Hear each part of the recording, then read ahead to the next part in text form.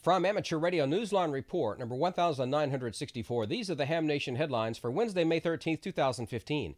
Ham Radio continues to provide service to the people of Nepal in the wake of the devastating earthquake that hit back on April 25th.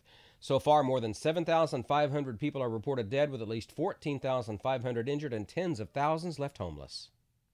The pace of emergency communications has not slowed on most of the international links which have functioned since the first hours of the disaster. 2 amateur radio stations appear to have started operating from some of the hard-to-reach rural areas of Nepal.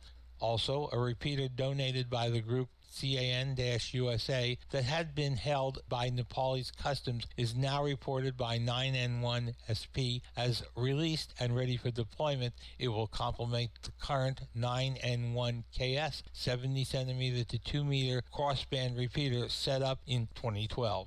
Many radio amateurs from other countries remain active in the area as the post-earthquake communications needs have not significantly diminished. Nepal has very few licensed amateur radio operators, which is why hams from other countries have traveled to it to provide their help. That's Bill Pasternak, WA6ITF. Nepal emergency traffic may be heard on any frequency in the amateur bands. If you hear emergency communications, please stand by or move to a different frequency. The Consumer Product Safety Commission has announced that Whistler is recalling some of its jump-and-go portable jump start and power supply units due to a potential fire hazard from overheating. Here's Fred Vobie, W8HDU.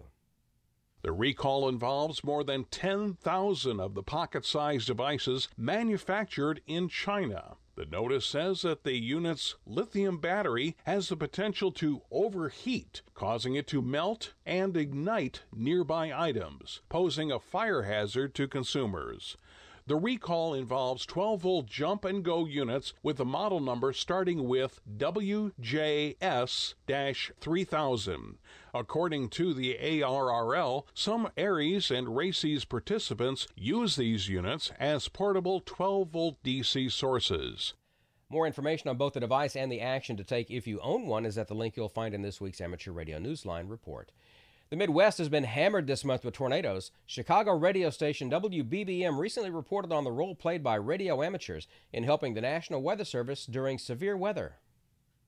Bill Nelson, Observation Program Leader for the National Weather Service office in Romeoville, Illinois, said that when severe weather hits, ham radio operators are our eyes on the ground, and they can reach out to other hams and tell us what's actually going on out in the real world. Nelson went on to note that when severe weather is in the area, at least one amateur radio operator sets up in the National Weather Service Operations Room right next to the coordinator and communicates with ham operators in the field. It completes the picture of what we do and see on the radar and gives us ground truth. You can listen to the WBBM report at the link you'll find in this week's Amateur Radio Newsline. Speaking of tornadoes, a simulation technology developed by a ham radio operator and other researchers has brought science a step closer to understanding twisters and how to better prepare for them. Professor Lee Orff, KG4ULP, and other researchers at Central Michigan University have been working on the project for almost a decade. The modeling program uses equations and data gathered from studying storms. Running on a supercomputer, it then creates the right conditions for a big tornado to form. According to Professor Orff, what he and his associates have done is to use a modeling program that takes the laws of physics and turns them into something a computer can solve. In doing so, it's helping to make it easier to understand what makes these severe weather events happen. And finally this week, a reminder that the nominating period for the 2015 Young Ham of the Year Award will close soon. Nominees must have used amateur radio in some way that's benefited the community or encouraged technological development directly or indirectly related to communications. Nominees must be 19 years of age or younger, reside in the United States, including Hawaii, Alaska, and Puerto Rico, or any of the Canadian provinces, and hold a currently valid U.S. or Canadian amateur radio license. The deadline for submitting an application is May 30th. Send a self-addressed stamped envelope to 2015 Young Ham of the Year Award in care of Amateur Radio Newsline, 28197 Robin Avenue, Santa Clarita, California, 91350. You can also download a form at www.arnewsline.org/YHOTY. Presentation of the 2015 Amateur Radio Newsline Young Ham of the Year Award will take place the weekend of August 15th and 16th at the Huntsville Hamfest in Huntsville, Alabama.